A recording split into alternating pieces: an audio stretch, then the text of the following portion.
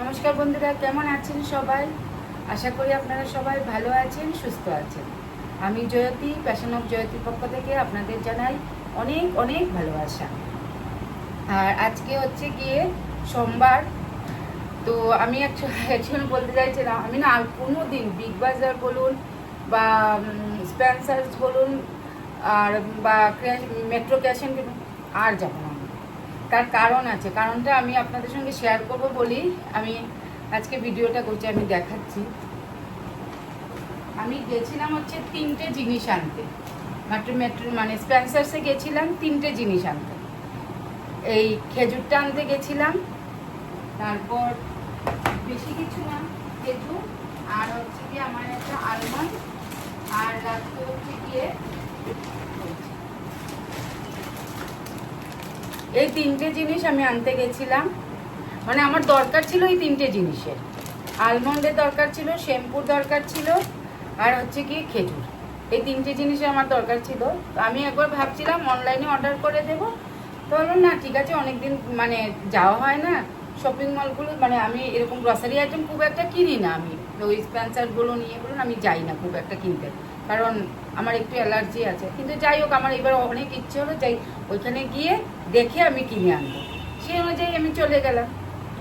শুভ আর আমি গতকাল রোববার ছিল, হ্যাঁ গতকাল আমরা গেলাম। কিন্তু আমার একটু ডাউট ছিল, আমার নিজের উপরে একটু ডাউট ছিল, যাচ্ছি তো। কিন্তু আমার দরকার হচ্ছে 3টে জিনিসের দাম হচ্ছে গিয়ে মাত্র 600 টাকার মধ্যে, 600 না 700 টাকার মধ্যেই হবে। কোনো দরকার তো ছিল না। যাই হোক, আমি আপনাদেরকে দেখাচ্ছি কেন আমি যেতে চাইছিলাম না, কারণটাও আমি আপনাদেরকে বলছি। এই 2 ব্যাগ ভর্তি করে আমি বাজার নিয়ে এসেছি, 2 ব্যাগ। আমার কিন্তু অনেক বাজারের দরকার ছিল না। ওই বলে না, দেখলেই কিনতে ইচ্ছে করে। আর ওইখানে কি সব কিছু সাজিয়ে রাখা হয়, যেটা দেখি সেটাই নিতে ইচ্ছে করছে, যেটা দেখি সেটাই। এই ভয়ে আমি এখন ভাবছি আর আমি যাবো। আমি দেখাচ্ছি আপনাদেরকে কি কি নিয়েছি। এই 3টে জিনিসের পরিবর্তে আমি কত জিনিস নিয়ে এসেছি। একটা হচ্ছে আলমন্ড, আমার খেজুর, শ্যাম্পু। এই 3টে জিনিসের দরকার ছিল, নিয়েছি আমি। আমার স্কচ ব্রাইট বাড়িতে আছে, তাও আমি নিয়েছি। ডাব সাবান 3টের প্যাক। আমার মেয়ে সাবান ইউজ করে না, ও বডি সোপ ইউজ করে। তারপর এনেছি হচ্ছে গিয়ে আমার জন্য বাই 1 গেট 1 ফ্রি পেয়েছি, তাই 2টো টাওয়াল দরকার, আমার একটা টাওয়াল। আরও দেখাচ্ছি,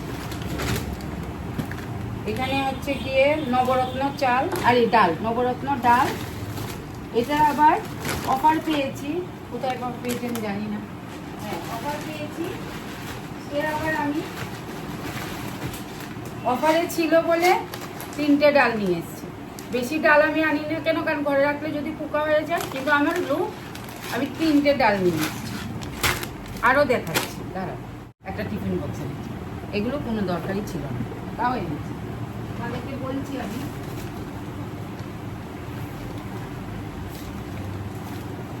কীভাবে খরচ করেছি কালকে। এখন আমার খুব মানে গায়ে লাগছে যে হয়তো এই টাকাটা এখন খরচ না করলেও হতো।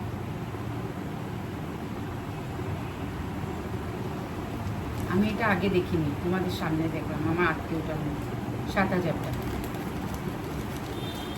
আমার কোনো দরকার ছিল বলো? কোনো দরকার আছে? তাই আমি, তোমরাই বলো আমাকে, আমি কি ঠিক যে আমি প্রতিজ্ঞা করেছি যে আমি আর স্পেন্সার্স, বিগ বাজার, মেট্রো ক্যাশ অ্যান্ড ক্যারি আর কোনোদিন যাবো না। আমার মেয়ে এখানে দাঁড়িয়ে দাঁড়িয়ে হাত নাচছে, নিজে কিন্তু কোনোদিন সামনে আসবে না ক্যামেরার, ও লজ্জা হয়। তো আমি কোনোদিন আর Metro Cash and Carry, Spencer's, Big Bazaar আমি কোনো দিন যাবো না। এটা হচ্ছে কি আমারই ওইরকম মজা করছে কোনো, মানে আমি আর যাবো না। কারণ সত্যি কথা বলতে কি, আমার সত্যি আজকে গায়ে লাগছে কেন, কারণ অনেক জিনিস আমার আজকে দরকার ছিল না, কিন্তু তাও আমার মানে আমি নিয়ে এসেছি। এবার তোমরা বলো আমি ঠিক কিনা বল, তোমরা প্লিজ একটু কমেন্টস করে আমাকে জানিও, তোমরা প্লিজ জানিও।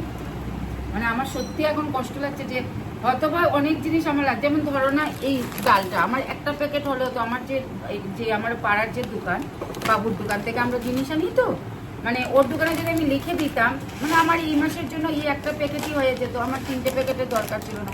মানে নয় নয় করে অনেকগুলো টাকা আমি এক্সট্রাই নেই। তার জন্য আমি মনে করেছি এখন থেকে যেরকমভাবে প্রত্যেক মাসে আমার যতটুকু দরকার লিখে আমি বাবুর দোকানে পাঠিয়ে দেবো, ও দিয়ে চলে যাবে, আমার বাবা বাজেটের মধ্যে হবে।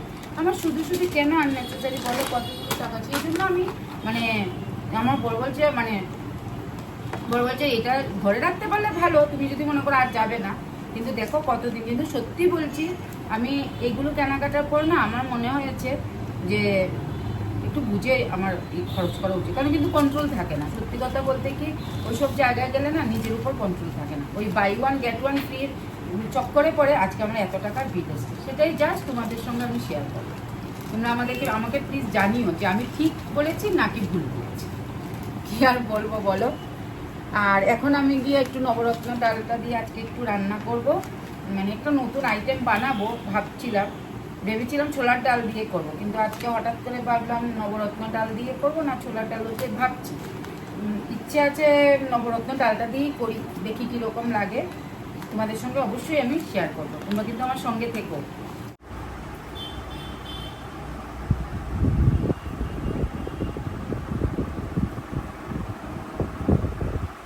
চাটা বসিয়ে দিয়েছি, এখন চাটা করবো। শুভ চলে এসছে।